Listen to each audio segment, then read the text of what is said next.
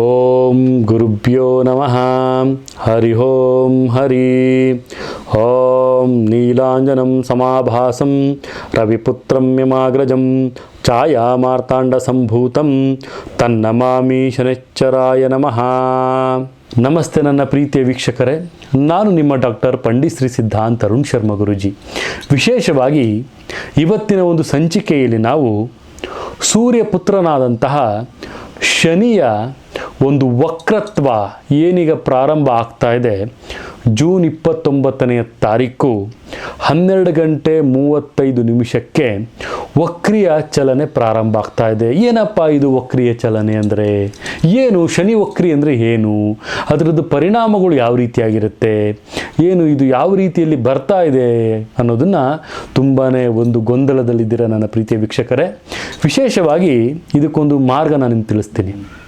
ಶನಿ ದೇವನನ್ನು ನಾವು ಕರ್ಮದಂಡ ನಾಯಕ ಅಂತ ಕರಿತೀವಿ. ಅಂದರೆ ಆತನ ನಾವು ಕರ್ಮದಾತ, ನ್ಯಾಯಾಧೀಶ, ಜಸ್ಟಿಸ್ ಅಂತಲೂ ಸಹಿತ ನಾವು ಆತನನ್ನು ಹೇಳ್ತೀವಿ.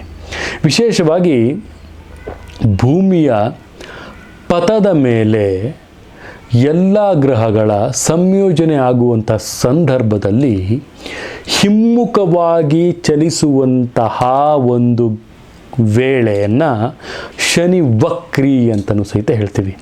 ಅದೇ ಯಾವ ರೀತಿಯಾಗಿ ಹೇಳ್ಬೋದು ಅಂದರೆ, ಒಂದು ವೇಳೆ ಆತ ಯಾವುದಾದರೂ ರಾಶಿಯಲ್ಲಿ ಶನಿ ವಕ್ರವಾಗಿ ಚಲನೆಯನ್ನು ಮಾಡ್ತಾ ಇದ್ದಾನೆ ಅಂದರೆ ಅವರ ಜೀವನದ ಮೇಲೆ ಅಥವಾ ಕೆಳಗೆ ಆಗುವಂತಹ ಕೆಲವೊಂದು ಬದಲಾವಣೆಗಳು ಯಾವ ರೀತಿಯಲ್ಲಿ ಇರುತ್ತೆ ಅನ್ನೋದನ್ನು ಸಹಿತ ನಾವಿಲ್ಲಿ ನೋಡ್ತೀವಿ. ಅಂದರೆ ವಿಶೇಷವಾಗಿ ತನ್ನ ರಾಶಿ ಆಗಿರುವಂತಹ ಕುಂಭ ಒಂದು ರಾಶಿಯಲ್ಲಿ ಶನಿ ವಿರಾಜಮಾನವಾಗಿರ್ತಾನೆ.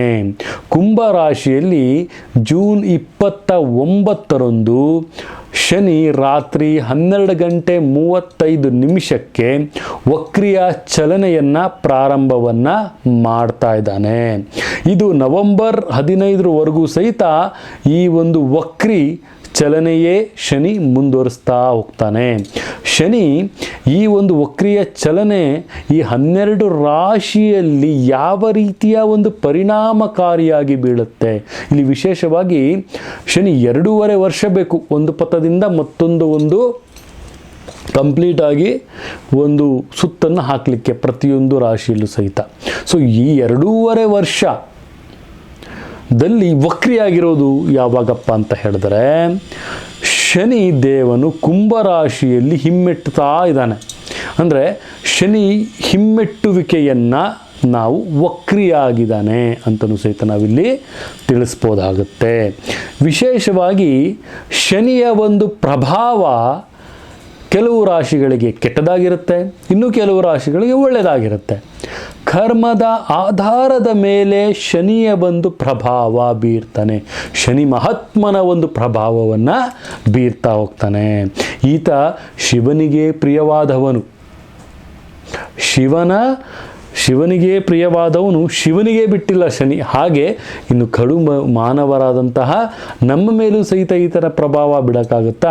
ಕರ್ಮದಂಡ ನಾಯಕನಾದಂತಹ ಶನಿ ಧರ್ಮಕ್ಕೆ ಧರ್ಮವನ್ನು ಕೊಡ್ತಾನೆ, ಕರ್ಮಕ್ಕೆ ಕರ್ಮವನ್ನು ಕೊಡ್ತಾನೆ.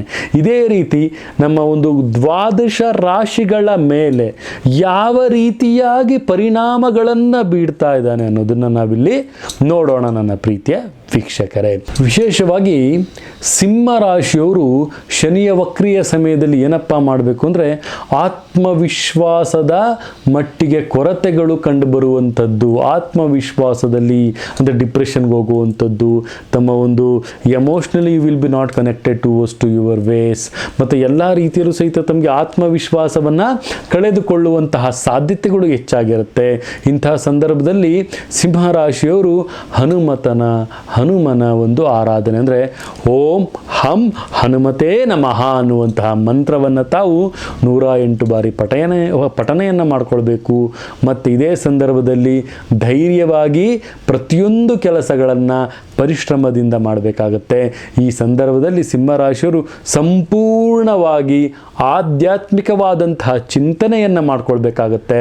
ಮತ್ತು ಪ್ರತಿಯೊಂದು ವಿಚಾರದಲ್ಲೂ ಸಹಿತ ಶಕ್ತಿಯನ್ನು ಹುಡುಕಾಟದ ಒಂದು ಕೆಲಸದಲ್ಲಿ ಇಂತಹ ಸಂದರ್ಭದಲ್ಲಿ ತಾವು ಶಕ್ತಿಯನ್ನು ತಾವು ಆಧ್ಯಾತ್ಮಿಕವಾಗಿ ಹುಡ್ಕೊಳ್ಳಿ.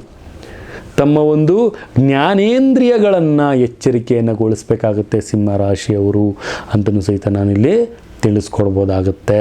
ಇದೇ ರೀತಿ ದ್ವಾದಶ ರಾಶಿಗಳ ಫಲಾನುಗಳ ಮೇಲೆ ಯಾವ ರೀತಿ ಶನಿಯ ಒಂದು ವಕ್ರಸ್ಥಾನದಲ್ಲಿ ಬರ್ತಾಗ ಹೇಗೆಲ್ಲ ಯಾವ ವಿಚಾರದ ಬಗ್ಗೆ ಈ ದ್ವಾದಶ ರಾಶಿಗಳು ತುಂಬಾ ಜಾಗೃತಿಯಾಗಿರಬೇಕು ಅಂತ ಈ ಒಂದು ವಿಡಿಯೋದಲ್ಲಿ ನಾನು ನಿಮಗೆ ತಿಳಿಸ್ಕೊಡ್ತಾ ಇದ್ದೆ.